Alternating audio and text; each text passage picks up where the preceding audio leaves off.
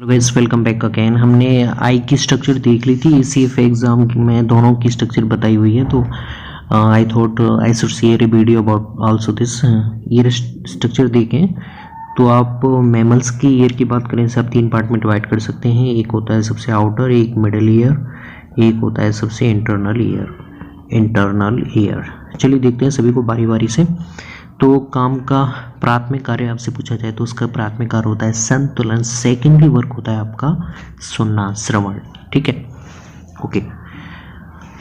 सबसे पहले देखते हैं आउटर स्ट्रक्चर। तो आउटर स्ट्रक्चर में आपको तो गाइस दो पार्ट से मिलकर बना है। तो एक पिन्ना और जिसे आप बोल सकते हैं ऑरिकुला या फिर बाह्य श्रवण गुहा। ये जो गुहा दिखाई दे रही है, ये जो आपको दिखाई दे रही है इसे बोलते हैं हम कर्णपटय झिल्ली, या फिर इसे हम थोड़ा सा जूम कर लेते हैं। तो ये एक्सटर्नल ऑडिटरी कैनाल है, बाह्य श्रवण गुहा, और यहाँ पे इसे देख सकते हैं, इसे बोल रहे हैं टिम्पैनिक मेम्ब्रेन। ठीक है, तो पिन्ना का काम क्या होता है, जो आपको बाहर दिखाई दे रहा है, ये वायु में उपस्थित तरंगों को एकत्रित करता है। जो आपकी ध्वनि आ रही है वो उन्हें एकत्रित करने का काम करता है, और ये जो है गुहा आपकी इन्हें अंदर तक लेके जाती है, झिल्ली तक। ठीक है, अब इसमें पिन्ना में कुछ आपको हेयर्स वगैरह भी दिखाई दे सकते हैं, जो कि बाहर से आने वाली गंदगी को रोकने का काम करते हैं, बैक्टीरियाज को रोकने का काम करते हैं। साथ ही यहाँ पे कुछ मोम स्रावित करने वाली कुछ पीली ग्रंथियाँ भी पाई जाती हैं।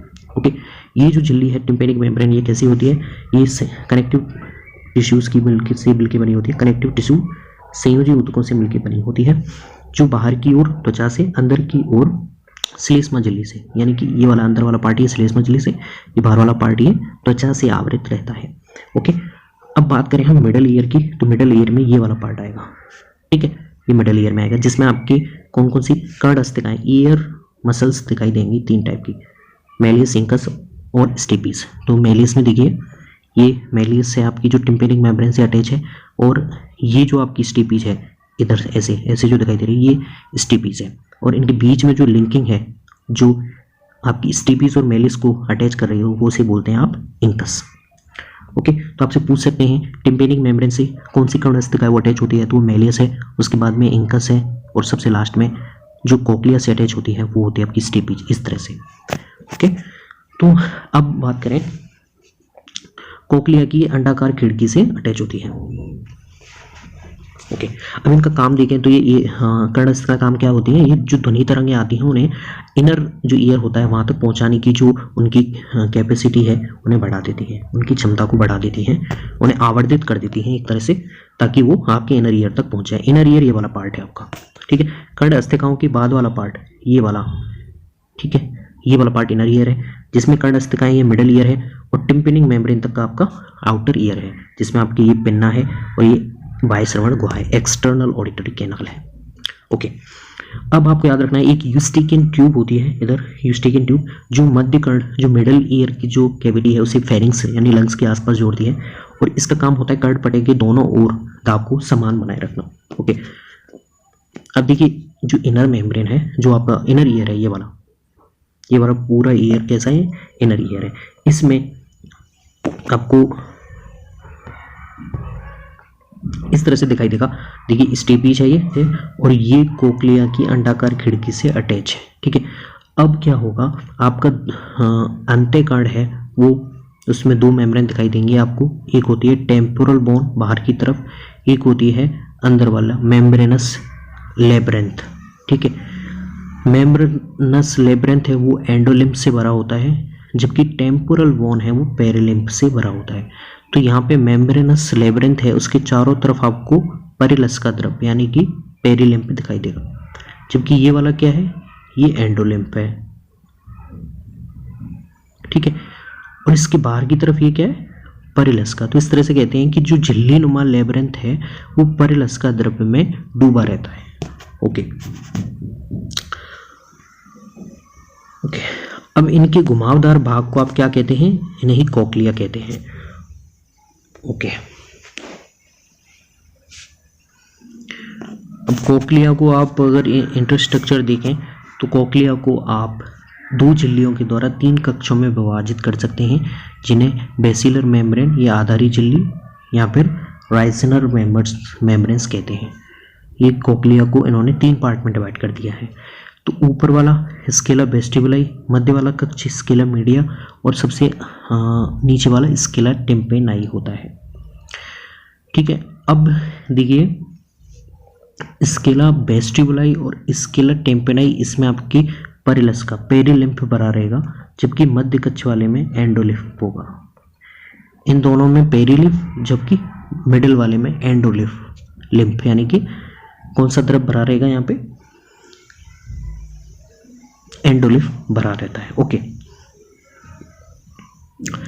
अब ऑर्गन ऑफ कोर्टियाई, ये जो आप देख रहे हैं बेसिलर मेम्ब्रेन पे, ये जो आप देख रहे हैं इसे बोलते हैं आप ऑर्गन ऑफ कोर्टियाई। ठीक है, इसका श्रवण में मेन इंपॉर्टेंस है, संतुलन में मेन इंपॉर्टेंस है। ये किस पे स्थित होता है, ये आपकी बेसिलर जो आधारी झिल्ली है इस पे स्थित होता है।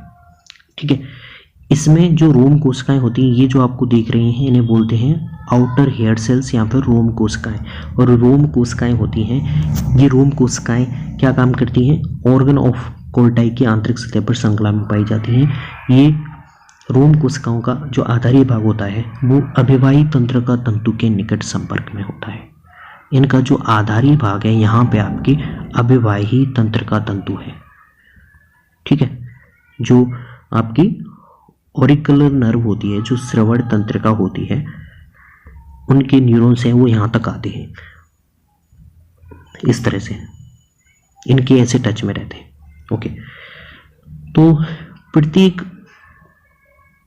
रोम कोशिकाओं की जो श्रृंखला है आपको दिखाई दे रही है, ये रोम कोशिकाओं की श्रृंखला है, इनके ऊपर एक मेम्ब्रेन होती है जिसे बोलते हैं आप टेक्टोरियल मेम्ब्रेन। ओके, हम देखते हैं अंत्यकर्ण में कोक्लिया के ऊपर पाया जाने वाला जटिल तंत्र, वेस्टिबुलर तंत्र, वो किस तरह से होता है उसे देखें।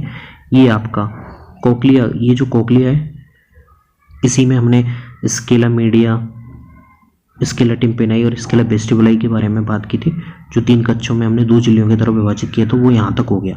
इसके बाद में ये जो आपको दिखाई दे रही है स्ट्रक्चर, ये होता है वेस्टिबुलर तंत्र। ठीक है, और ये कोक्लिया के ऊपर होता है। इसमें 3 आपको अर्धचंद्राकार नलिकाएं दिखाई देंगी।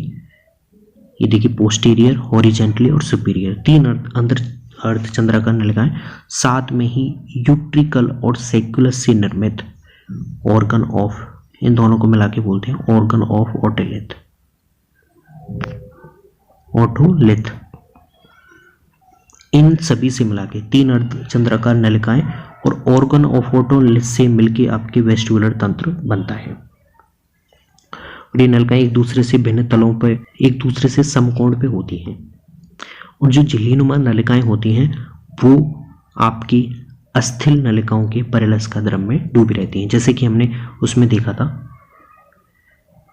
ठीक है, ये आपकी झिल्लीनुमा नलिका है और ये बाहर वाली अस्थिल नलिका है।